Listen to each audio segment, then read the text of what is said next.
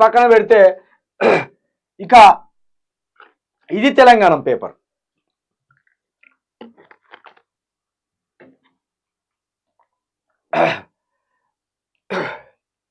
ఇది తెలంగాణ పేపర్ వచ్చేసి కరెంటు కోతకు ఒకరు బలి. చెప్పండి రేవంత్ రెడ్డి గారు, మీరు వచ్చినాక ఇది రెండో మరణం. 25 రోజుల్లో ఇద్దరిని బలి తీసుకున్నది మీ ప్రభుత్వం. ఒకరేమో 5 గ్యారంటీల కోసం నిన్న 58 సంవత్సరాల వృద్ధుడు లైన్లో నిలబడి అక్కడ మరణించడం జరిగింది. అది ప్రభుత్వ హత్యే. ఇది కరెంటు కోతకు ఒకరు బలి. 9.5 సంవత్సరాలలో ఎక్కడైనా ఏ ఆసుపత్రిలోనైనా ఏ కంపెనీలోనైనా కరెంటు బంద్ అయి ఒకరు చనిపోయిన్లు అనే వార్త ఎప్పుడన్నా చూసినామా? ఈ 9.5 సంవత్సరాలలో హాస్పిటల్లో, ఎంజిఎం హాస్పిటల్లో కావచ్చు, ఇంకో హాస్పిటల్లో కావచ్చు, కరెంటు కోత వల్ల ఒకరు బలి అనే వార్తను మనం చూసినామా? చూడలేదు. రేవంత్ రెడ్డి ప్రభుత్వము, కాంగ్రెస్ ప్రభుత్వం వచ్చినాక మొట్టమొదటి కరెంటు వల్ల చనిపోయిన వ్యక్తి ఇగోయిడ ఉన్నాడు. ఏంటిది? ఆక్సిజన్ అందక ఎంజిఎంలో ఒక వ్యక్తి మృతి. ఇది వరంగల్లో జరిగింది నిన్న రాత్రి. ఇప్పుడు దీని మీద మాట్లాడాలి.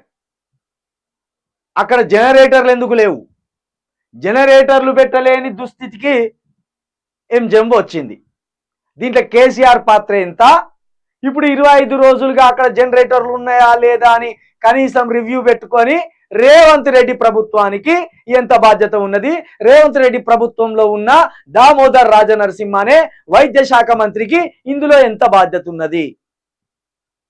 ఒక ప్రాణాన్ని అయితే బలి కొన్నారు కదా, ఒక ప్రాణం అయితే మీ వల్ల పోయింది కదా. అంటే 9.5 సంవత్సరాలుగా కేసీఆర్ పాపం ఉన్నది. ఇలా 23 రోజుల్లో అధికారంలోకి వచ్చి చెట్లు పుట్టలు పట్టుకొని మంత్రులంతా ఎగేసుకొని పోయిన నిన్న కాళేశ్వరం దగ్గరికి. ఏమున్నదని సావడానికి పోయినలా? ఎందుకు పోయినలా? ఆడికి కాళేశ్వరం మీద ఒక ఎంక్వైరీ చేస్తే అధికారులు చూసుకురారా? 6 మంత్రులు, 10 మంది ఎమ్మెల్యేలు పిక్నిక్ పోయినట్టు పోయిన్లు. గివి తిరుగుర్రి, మీకు బుద్ధి ఉంటే సిగ్గుంటే. హాస్పిటల్ తిరుగుర్రి, బడులు తిరుగుర్రి, సిగ్గు లేకుండా కాళేశ్వరం అని పోతాను. ఎందుకు పోతానులా? ఆ భాగవతం అంతా రేపు లేదా ఇండ్లుని చెప్తా. ముకుమ్మడిగా కాళేశ్వరం దగ్గరికి ఎందుకు పోతాను?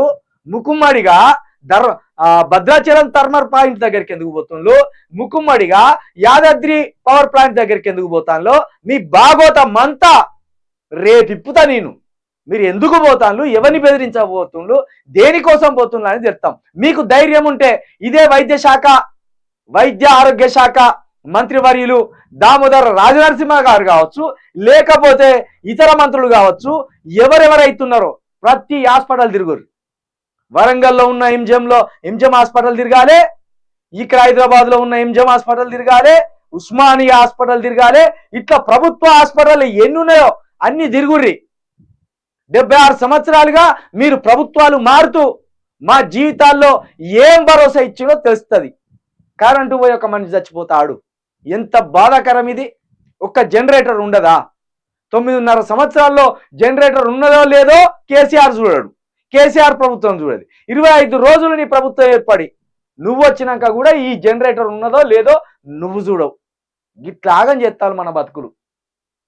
విద్యుత్ లేక చీకట్లో వరంగల్ ఎమర్జెన్సీ వార్డుల్లో నిలిచిపోయిన సేవలు, రాష్ట్ర వ్యాప్తంగా కరెంటు కోతలు, ఇబ్బందులు పడుతున్న జనం, వ్యవసాయ రంగానికి పవర్ కట్స్, నల్గొండ జిల్లా సంస్థాన్ నారాయణపురంలో కరెంటు వైర్లు పట్టుకొని రైతుల ఆందోళనలు, ప్రజా పరిపాలన కార్యక్రమంలోనూ కరెంటు కష్టాలు, నిలిచిపోయిన దరఖాస్తుల స్వీకరణ, గంటల పాటు ఆన్లైన్లోనే నిల్చున్న జనాలు, ఒక పక్క కోతలు, మరోవైపు మంత్రుల అప్పుల లెక్కలు, యాదాద్రిపై 50,000 కోట్ల భారమన్న బట్టి, కరెంటు ఇవ్వలేక సాకులు వెతుక్కుంటున్నారన్న జగదీష్ రెడ్డి 100% నీసం కాదా? 23 సంవత్సరాల్లోనే పాలన కింద మీద అయిపోయిందానే.